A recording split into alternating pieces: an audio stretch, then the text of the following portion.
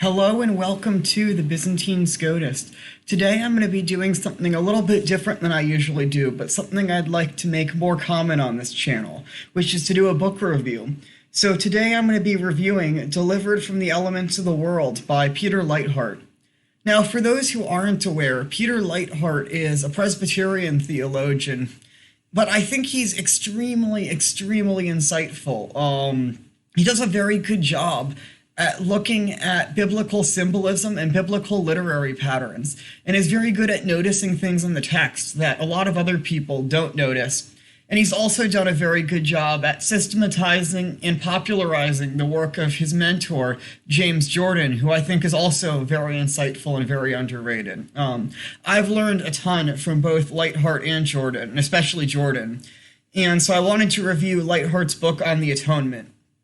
So Leithart in this book is very concerned that a lot of past accounts of the atonement throughout Christian history haven't fully integrated all the aspects of the atonement. So at the beginning of his book, in the introduction, he lists off a few things he thinks any atonement theory needs to fulfill.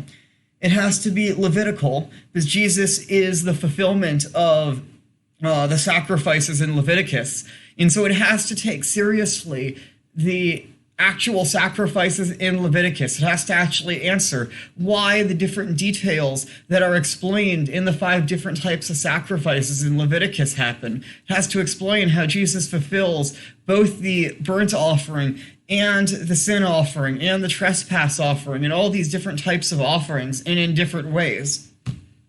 And it also then has to explain why the sacrifices were there before Jesus. Why did there need to be these to foreshadow Jesus? It says it has to be evangelical. So what he means by that is it has to actually arise from within the gospel narratives. So I think especially within Protestantism, there is a tendency to say the gospels, they tell us about Jesus' life, but the good stuff, the real meat of the theology of Christian theology, it comes when we get to Paul's letters.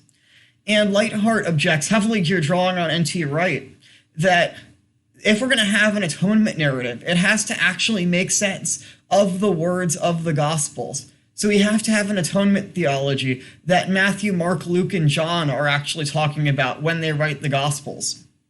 But he says it also has to be Pauline.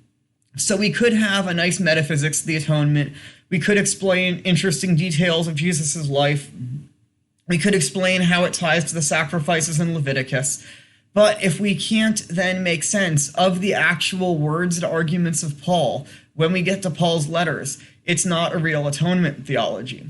Because what we're essentially saying then is that Paul maybe gives us some useful pointers here and there, but Paul isn't actually making the arguments that the Gospels are making and that the Old Testament is making.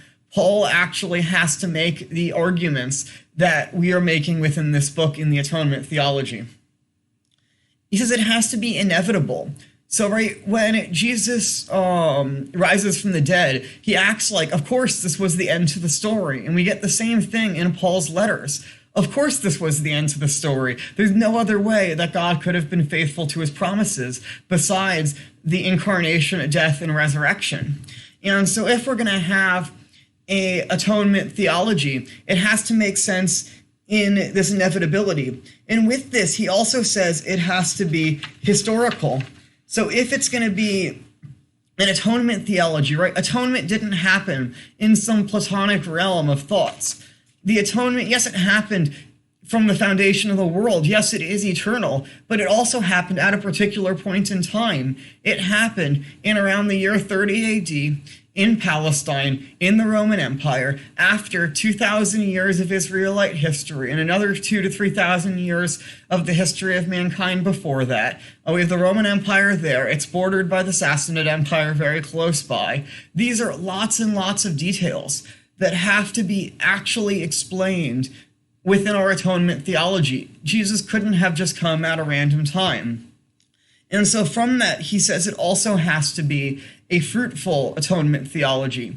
So what he means by that is, I think really a better word here would be ecclesiological, that our atonement theology has to explain why after the life of Jesus, we no longer have Israel and we now have the church. that actually has to make sense within the very narrative of the atonement itself. The atonement has to do something that actually changes mankind so that we move from the old covenant and this division between Jew and Gentiles into the church. And that has to be central to our atonement theology. Leithart really wants to stress that atonement theology is really social theology, that we are really answering questions about sociology and how man relates to another man when we talk about the atonement theory. Because as soon as the atonement happens, then the Holy Spirit is sent down at Pentecost, and then we have the church. And Paul's arguments about the atonement are fundamentally within the context of the debate between Jew and Gentile, and how Jew and Gentile are incorporated together within the church. So already within the first chapter here, you can see he's laid out a very, very ambitious project to try and pull it all together. And so that's what I'm going to be looking at throughout the rest of the book, is does he succeed in this? My brief answer initially, although I'll go into more detail as I explain, is that I think he does for the most part. But I think there's little bits here and there at which we could object to his details, or he doesn't give enough details. Now, this book is already nearly 400 pages, but really it needed to be 800 to 1,000 pages, I think, maybe even more than that. But I think what he does for the 400 pages he has here is really, really impressive, and he did a great job at it. My main objection that I think does actually detract from the text is his lack of discussion on metaphysics. He wants to basically set aside entirely the classical tradition of metaphysics, not because he necessarily rejects it, and he engages it in the appendixes. But he says here he really wants to create a biblical theology of the atonement. But I think this separation between biblical and systematic theology is a very problematic one, that these are just simply two ways of approaching the same truth, and they help us strengthen and understand one another. And I think as we go on, you'll see some of his language choices are a little bit strange because he refuses to engage with that classical tradition. I think you see this issue with metaphysics especially arise within the second chapter, and I think this is probably the weakest chapter of the whole book. So he starts off his discussion of the atonement with a phrase from one of Paul's letters, I think it's in Galatians, that we have been delivered from the elements of the world. And so he wants to look in and say, what are the elements of the world that we're delivered from? And he thinks by starting at the margins here and then moving into really discussing the atonement, it'll take a new approach. And I think this part does work out well for the most part. So he talks about, first of all, the concept of elements within classical philosophy. So he goes in and discusses quite a bit of how it was really a scientific term here. And same with nature. He discusses the word nature a lot. And he says that nature is also a scientific term within Aristotle, but not just Aristotle, the whole classical tradition. And he's very critical of this application to Paul directly. He does think that Paul is intentionally drawing on the classical tradition here, but he thinks Paul is drawing on the classical tradition in order to subvert the classical tradition. So for Paul then, elements and nature are not discussions of science. They're discussions of sociology, right? So he talks, for example, and he really stresses this, that within Paul's letters, Jews and Gentiles are talked about as being Jews and Gentiles by nature. And Leithart takes from this then that there really is a different nature between Jew and Gentile. It's almost as if these are two different species. Now, Leithart, of course, doesn't think they're literally two different species, but his point is that Aristotle had this language, and the whole classical tradition had this language of nature as being about species, essentially, closest to what we would consider like the concept of species today.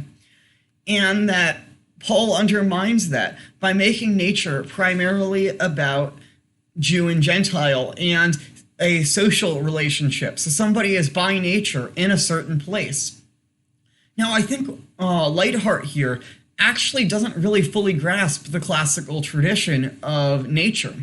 Right? We can still talk about somebody being naturally gifted at running, right? Or we can even talk about somebody being placed in a certain position in a hierarchy by nature in the classical tradition. This is the classical concept here of the great chain of being. I think Leithart undermines a little bit the full grasp of discussions of nature. I also think then when we come to Paul's use of nature, of a Jewish nature and a Gentile nature, I think it's first worth noting Paul never uses the words Jewish nature or Gentile nature. He instead always says Jew by nature and Gentile by nature. And so I think that Leithart is a little bit wrong to jump from that to Jewish and Gentile nature. But let's consider for a minute Leithart's implication of Jew and Gentile by nature, because I think it is an interesting point to talk about. We talk about within the tradition, though, fallen human nature. Does fallen human nature actually exist as its own nature? Well, no. Human nature isn't fallen, right? Human nature is just human nature. Now, when we talk about fallen human nature is that human nature which we possess from Adam. And if you want to see my discussion of the corporate personhood of Adam, see my discussion of Augustine, I think it was 2 videos ago, in my Apologia for Augustine's Doctrine of Original Sin. Right. So we received this human nature from the person of Adam, and it's fallen within Adam. And then we have redeemed human nature when we're baptized, and then we're in Christ, and we have human nature in Christ. And so perhaps we can speak of a Jewish nature in the sense of one who has their human nature from the person of Abraham and from that line. And so I really wish Leithart had at least entertained some of these possibilities. I think that really would have strengthened this chapter a lot. And instead of trying to set up an intentional dichotomy between the classical tradition and Paul, I think Paul does transcend the classical tradition. He helps us give new insights to the classical tradition, and that's wonderful. But I don't think that this is an undermining of the classical tradition that Leithart would like to set it out as. And I think this is most evident in Paul's use of Paul's discussion in Romans 1 of nature, where he talks about the natural use of the man and the natural use of woman, and man and woman departing from their natural use of the other gender and going after the same gender. And Leithart seems to actually think that this is pretty much within the classical tradition, even if it has a more social bend. And I think this is really the passage we can use to connect Paul's usage to the classical usage, right? This is really the idea of natural law within the scholastic tradition, that discussion of nature is social, and I don't think we should make that dichotomy there. The discussion of elements is a little bit better. One of the really interesting discussions in elements is he talks about how elements, they're the things that constitute the world.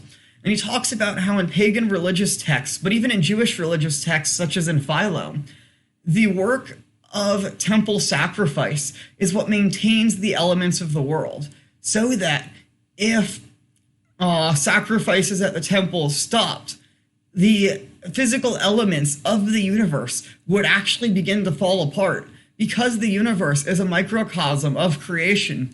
And the universe then, by offering up sacrifice in the temple, the priests offer up the whole universe to God, and in exchange, God or the gods keep the universe together. And he thinks that Paul actually has a very similar use of elements, but instead of it being about the temple, it's now about Christ instead. But he also then goes on, he thinks that these elements of the world, when Paul is saying we are redeemed from the elements of the world, if elements then are connected to this temple sacrifice, he thinks for Paul, the elements of the world is the Jewish ceremonial law. And this Mosaic ceremonial law here, and he really doesn't think by Mosaic ceremonial law, it's really only the ceremonies. He thinks it's the entirety of the Torah. And that's the word he always uses himself, so I'll use that going forward here. He uses the word Torah. And he says that this is the Torah is the elements of the world and everything that came with the Torah, such as the whole temple system. And that Christ redeems us from the Torah, from these elements of the world. But likewise, he redeems pagans from these similar elements of the world. So he goes in and discusses a lot of the similarities between Jewish practices and Gentile practices. And this is what he goes into in chapter 3, is a very detailed discussion. So chapter 3 is actually told as a story. It's a really creative choice here, that we're essentially in a travelogue of an ancient Jew traveling around the Near East and encountering different pagan cultures and talking with them. And so first he has a discussion with an Egyptian, then a Babylonian, and then a Greek. And in these three discussions, three main topics come up: purity, temples, and sacrifice. So with the discussion of purity, the Egyptians have a very strong concept of purity and the need to stay pure. But for the Egyptians, the reason purity matters is because you're trying to purify yourself so that you can reach death. The main goal of human life is to escape the earth, to escape the body, and enter this perfect paradise in the afterlife. And if you haven't been purified properly at the moment of your death, you're going to be trapped in your body and stuck on the earth for eternity. And unlike that, though, the Jews, they have a whole purity system. But the purpose of the Torah purity system is to purify people from death. And he talks about how everything within the temple system, and he goes into this in detail later on especially, but everything within the purity system was to keep away from things that symbolized death.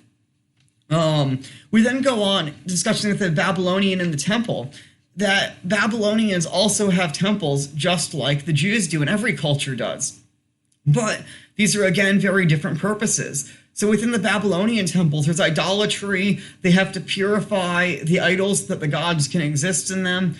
He really thinks that these temples here are meant for the humans to take control over the gods. And he talks about then how the gods treat the humans as slaves then within Babylonian mythology. And this is really then a way to prop up the authority of the kings who act as the representatives for the gods and treat the civilians as their slaves. And he contrasts this with the Jewish temple system, where Yahweh, the God of Israel, comes down and dwells with the Israelites, but he can't be represented by anything because he's beyond them, so there's no images of him. But he also comes down to dwell side by side with them by being in the temple. He then goes on with his discussion of sacrifice and the Greeks. And the main concern here with the Greeks is that the gods don't care about the Greek people for the Greeks. They're just off in their distant world. And so if you want the gods to help them, you have to offer them a quid pro quo. You offer them a sacrifice, something that they get. And in exchange, they come and help you out with whatever you need.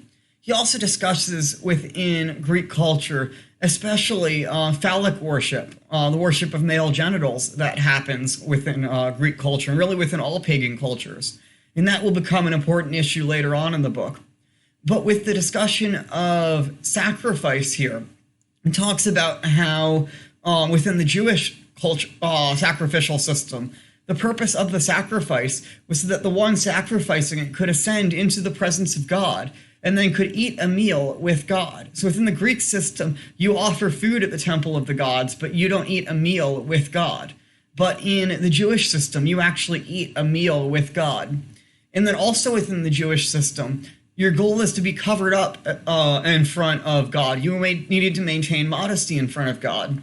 Unlike in this pagan Greek system, where nudity is often very involved within sacred worship.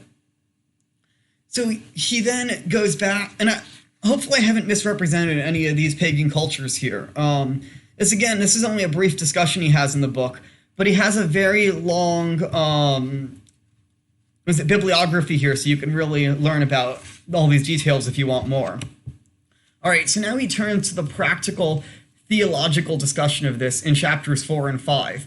And I think this is really the best stuff in the book here, is chapters 4 and 5. These chapters are absolutely excellent material.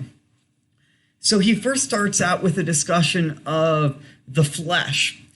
And he really traces this theme of the flesh. And I think if he had started with the theme of the flesh rather than nature and the elements of the world, I think this really would have been a better starting place for the book, because I think it's just so much better of a theme to trace through, and I think he does a much better job of tracing this theme through than tracing that other theme.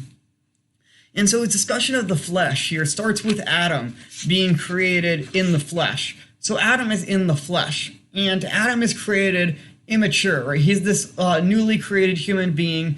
He has knowledge he's specially created with, but he doesn't know all that much. And so what then is the flesh? Or the flesh is weakness. It's corruptibility, right? But Adam, he still is ultimately created to trust in God. And so he's not trusting in himself, in his own corruptibility, and thereby becoming corrupt. And I think we see this then within the discussion here. So there is one element of the world that Adam has initially. Adam has a rule not to taste or touch the tree of the knowledge of good and evil. But Adam breaks this rule, and so as a result, he falls. So what happens here then? Adam is now trusting not in God, so he begins to trust in himself, in his own flesh. And this is what Paul means by the flesh. The flesh is corruptibility. And so when mankind is in the flesh, to be in the flesh is to be dead in sin, right? Because it's to be dying and corruptible and not to be within God. And so now man, from now on after this, will be in the flesh. Well, what happens now if we want to re-enter Eden? God places two cherubim with flaming swords at the gate of Eden. And the flaming cherubim will kill you if you try and get back in. And so in order to get back in, you're going to have to die. You're going to have to be killed by the cherubim. And so to get back in there and live with God, you're going to have to die and resurrect. And we see this here with the sacrifice of animal skins. The animals are sacrificed. They're killed. So the animals can ascend through now the cherubim back to God. But they cover over Adam and Eve so that they can re-enter. But of course, they're not fully able to re-enter. Why is that? It's because they're still in the flesh. They're covered over, but they're not outside of the flesh yet. And this is how it connects back to the discussion of nature here, right? I think this is why a classical view of a discussion of nature is much better for Leithart's own thesis here. Because once we have a discussion of fallen nature here, we can discuss how this is fallen nature is life in the flesh. And so, right, being covered over with animal flesh is going to cover you over, but it's not going to change your nature. It's not going to stop you from being in the flesh anymore. Right? And so what happens with the flesh then? He discusses how society gets worse and worse from sin. And so eventually God sends the flood where he cuts off the flesh. And if you want to see this laid out in more detail, I've discussed this quite a bit in my series on Is Jesus the Messiah? But essentially here, God explicitly says that he sends the flood to wipe out all flesh and to cut off the flesh. And the next time we see the word flesh come up, and cutting off the flesh specifically, is in Genesis 17, where we have a discussion of circumcision. In circumcision, the flesh is cut off. And now his discussion of circumcision in this book is really, really excellent. It explains why Abraham was supposed to be circumcised and why we aren't supposed to be circumcised in the new covenant. Right? So what happens in the ancient world, right? They're trusting in the flesh. They're boasting in the flesh. And so God wants to cut off the flesh. And so what he has Abraham do is cut off a piece of his flesh. And the fact that this piece of skin that is cut off is labeled the flesh shows that it symbolizes all of the human flesh, right? So when Abraham cuts off this piece of flesh, he is cutting off his flesh. Not actually, but symbolically. He's saying, I'm not in the flesh anymore, I'm in the spirit. Because the Spirit of God is the one that gives life truly. And this is central. Now, why is it circumcision specifically? Leithart is again very insightful here. He points out that flesh in their circumcision is actually quite common in the ancient world. It's not universal, but it is common. And we always find it in every culture, though, a event that happens at the time of puberty. That circumcision in every culture happens at the time of entering into puberty. So within pagan cultures, the reason you are circumcised is because you have a piece of skin there that's symbolically blocking your fertility. And so it is cut off, and now you were able to fertilize a woman and create offspring. And so by circumcising at the time of puberty, it allows the flesh to act more powerfully and bring forth life. But in circumcision in Israel is unique in that it happens at the time of birth. specifically 8 days after birth, right? So they're born, 7 days pass. On the 8th day, the new Sunday, the flesh is cut off from the infant. Their flesh is cut off. They symbolically die and then rise again on the 8th day, just as Christ will. Right? And they now are no longer trusting in the flesh, right? And specifically, they're cutting off a piece that's life-giving from humans, right? And it's not connected to fertility in Israel, clearly because it's cut off not at the time of puberty, but at the time of infancy, unlike all pagan cultures. And even so, whether they cut it off at puberty to symbolize fertility or they leave the foreskin on to symbolize fertility, here it is cut off. And it's cut off at infancy. And so what they are saying then is that humans are not fertile then, right? They're cut off from being fertile here. And then they're symbolically not able to bring forth life symbolically, right? And so what's going to happen then is they're trusting that the Spirit is the one who's able to bring forth life. So consider the parable in Galatians of Abraham and Hagar, or they're Sarah and Hagar, right? And this explains the allegory here, right? That Ishmael is born according to the flesh. He's born when the flesh is still there, and he's born through natural reproduction. However, Isaac, right, he's born when the flesh is no longer there, and he's born by the power of the Spirit, who at the age of 99 makes Sarah able to give birth. And so this parable isn't something that Paul is reading into the text back there, but is actually in there in the text. Leithart in this book doesn't discuss the Abraham-Hagar story that much, but elsewhere he does. So I'm not making this up on my own. That's from Leithart from another book connecting to it. But everything else I've said here is there, right? And so by cutting off this foreskin, right, he is saying that we should not live in the flesh. Now we also have this whole discussion then in Paul of the works of the flesh. What are the works of the flesh? The works of the flesh are the things the flesh causes when it is focused in. So when they focus in the flesh is going to cause within them, it's going to cause, right, greed, anger, obsession, all these different sins. And so this is how we start getting humans fighting among one another. Humans begin to have rivalry among one another. And this is why Paul calls it sinful flesh. Flesh itself is not sinful, but flesh brings about sinful inclinations within man when it is focused on rather than the Spirit. And so we see man divided against one another. We see this division between man. And so this is where Leithart really gets his discussion of being a Jew by nature or a Gentile by nature, is that we also really have Greeks by nature and Egyptians by nature and Babylonians by nature, and that humans divide each other according to their natures here, apart from one another. And so we're going to need a renewal of human nature to undo the sin of Babel and bring humanity back together again in one family through the church. And so you're already seeing here how ecclesiology is central to the atonement theology of Leithart. And so going on then in chapter 5, Leithart goes to discuss the Torah and the Mosaic Law and explain how this plays into our theology of the atonement. So what purpose was the Torah given for? And his primary argument here is that the Torah is to continue this fight against the flesh, right? So Abraham has the flesh cut off so that he can be separated out from all the nations and be used as a tool to redeem the nations. And so continuing on here then, the Torah is to continue this war against the flesh. And it's going to undo symbolically a lot of the issues here with the flesh.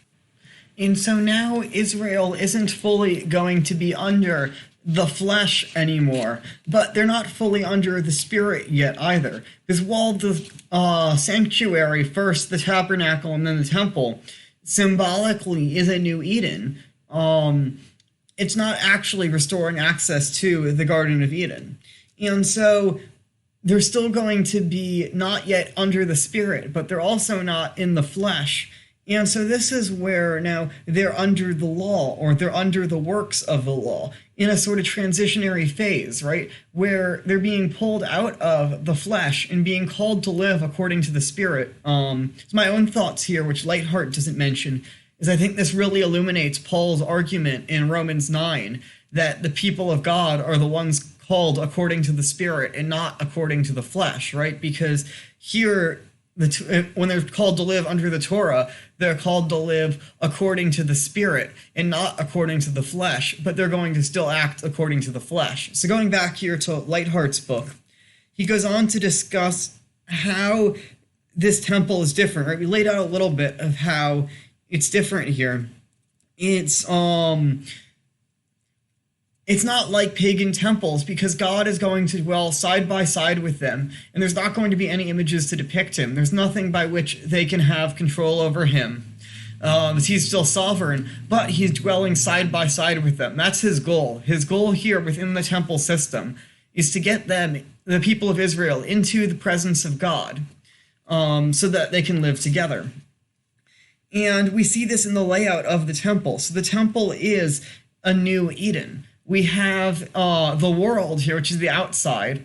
Then we have the holy place, which represents the heavens, and also the Garden of Eden here. And then we have the Holy of Holies, which represents either God's throne room, the heaven of heavens, or the land of Eden here. I highly recommend Peter Leithart's book, A House for My Name, which I'll probably also do a review of here at some point, which goes into more detail on a lot of these patterns. But that's one of the other issues, I think, in this book, is if you're not familiar with Leithart's material, he often breezes over stuff with a whole bunch of footnotes to defend his arguments.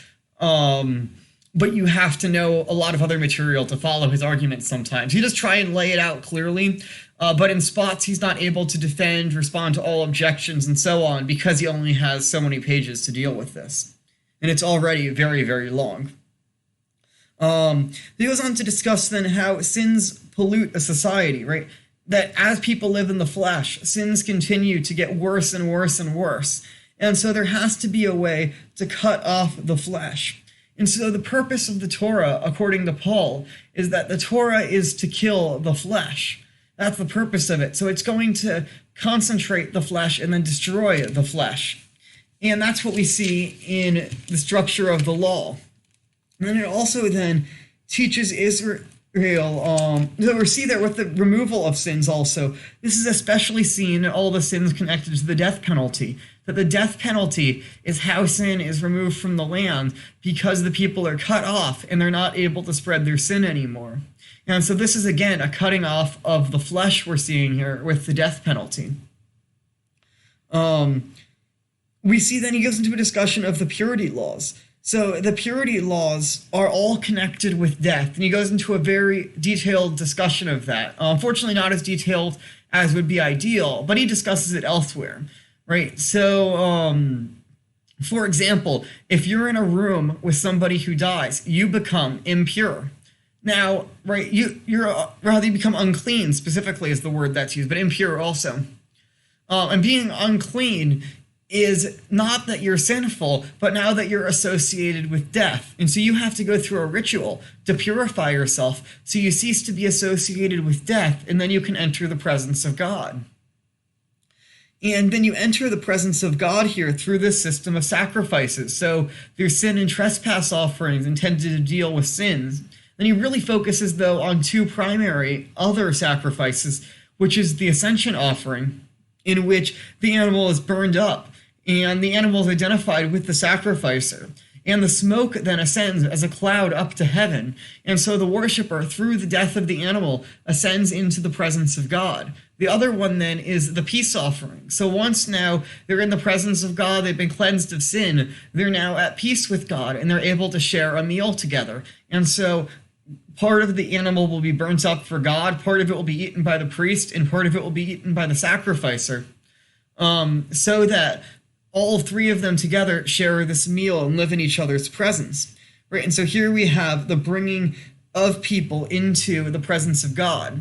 And he also notes that all these sacrifices, they happen right at the gate. So right at the spot between the holy place and the courtyard. This is now at the gates of Eden. These sacrifices are being offered, just like sacrifices were used to cover up Adam and Eve. And so they're being covered up and ascend into the presence of God. I'm only here, of course, covering a tiny bit of what he talks about here, because there's just so much in this chapter to talk about, and I don't want this review to go on forever. And so I highly recommend a full, in-depth discussion of this chapter. But ultimately, what we see here is a failure of the law, that the law was meant to bring people out of the flesh. But what's going to happen is it's actually going to concentrate the flesh. So there's actually, if you look in the purity laws, there is no purity laws that have any connection with Gentiles. None whatsoever. It's perfectly fine to eat with Gentiles so long as they're not sacrificing to their pagan gods. If you're in a room with a Gentile, that doesn't make you unclean. If the Gentile dies in that room with you, it makes you unclean, just like if an Israelite dies with you in that room, it makes you unclean. That, right, it's death that makes you unclean, not Gentiles. It's not about separating Israel out so that they're separate from all the nations, but rather by marking Israel through these anti-flesh symbols. They're now teaching the entire world to be opposed to the flesh and to have the entire world re-enter the presence of God through the work of the nation of Israel. But it ends up failing to deal with sin. Israel still continues to be sinful. And actually, after the period from exile, it gets even worse. So we don't have base idolatry. We don't have statues and worshiping of other gods by Jews in the post-exilic period.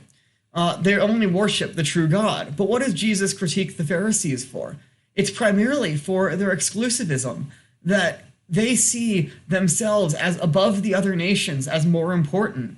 And therefore, they treat the signs as those things that mark them out from the other nations for their own betterment. So the Israelites act like it's impure to associate with the Samaritans or the Romans, because these are not Jews. And since they're not Jews, they're unclean and you can't associate with them at all. But that's precisely not the purpose of the law.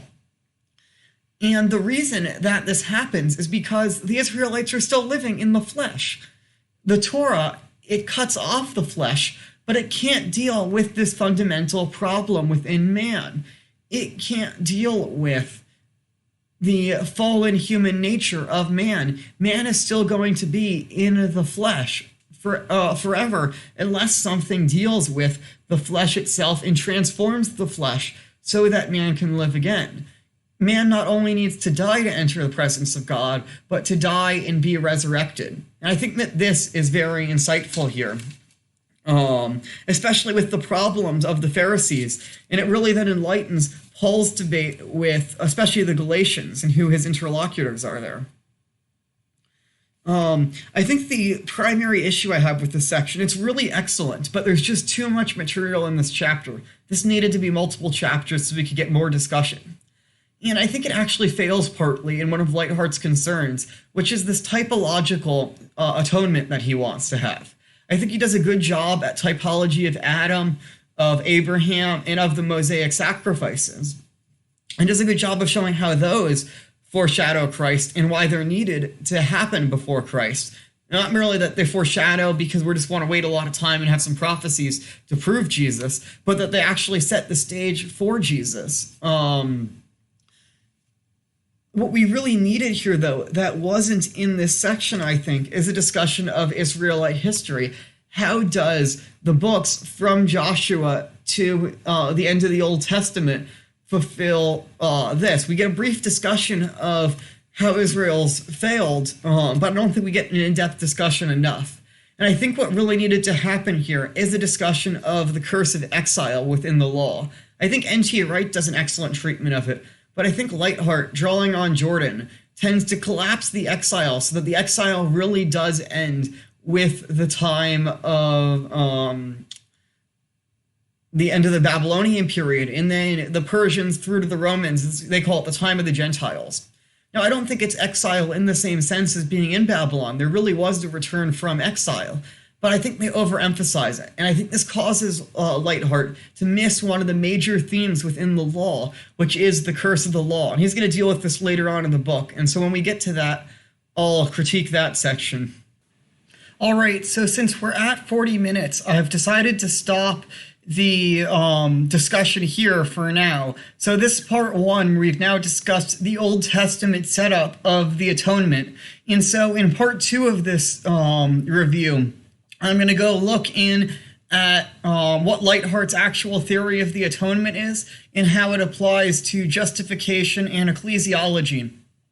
And on top of that, I'll also give a Scotist interpretation of a little bit of it. But if you want to get more of a Scotist take specifically on this book, I'm going to be doing a part 3 of this review, which will be a discussion with Dr. Jared Goff about this book and how it's similar and different from Scotist's theory of the atonement. So if you're interested in that, that will be for Patreon subscribers of $5 and up. And if you subscribe on Patreon of $5 and up, you also get other interviews we do. And for $10 and up, you can also get early access to all these videos. So if you like this video, please like it, subscribe, hit the bell icon, comment below, let me know what you thought, share it on social media. I hit 500 subs this week, so thank you so much to everyone who's been subscribing and watching. It's been really amazing to get to do this YouTube channel, and I'm really glad all of you like it. And yeah, thank you for watching.